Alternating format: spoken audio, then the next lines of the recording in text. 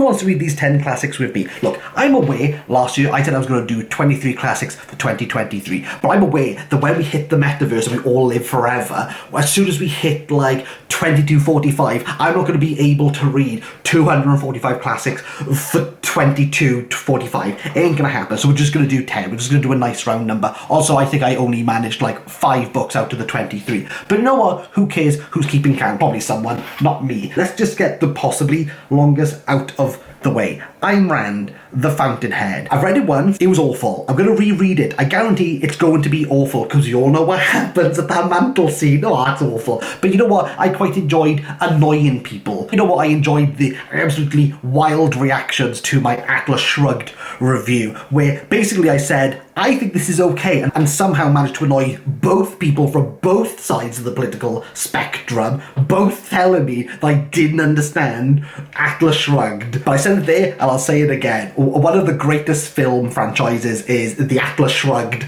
where, again, they didn't have enough money, so all the characters changed, but they're trying to play it off like, oh, they've always been there. It's great. Secondly, this is a bit of a big one, not in terms of size, but in regards to, I've never read Animal Farm, but I feel as though I know enough about Animal Farm. You know what? I couldn't read 1984. I couldn't really finish it, because I was like, I've kind of like absorbed it via osmosis. Animal Farm, I probably should read it.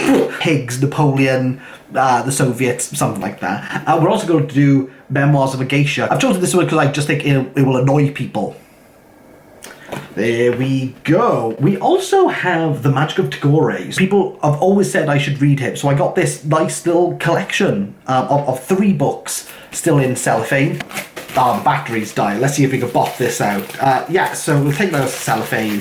That means we're committed. So committed, in fact, that I said I was going to read this last year, Penin by Vladimir Nabokov, and I didn't do it.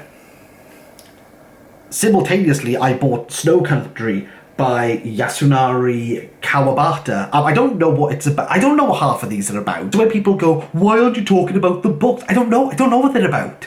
I don't know what they're about. How am I going to know? I'm not reading the blurb. I got things to do in life, like not read and play hours and hours of Dave the Diver. It's amazing. Also, you've probably noticed, apart from The Fountainhead, I've chose quite short books. There's a reason for that, so I can spend more time playing Dave the Diver. Mr. Martin's Son. I picked this up at a bookstore because I really liked the cover.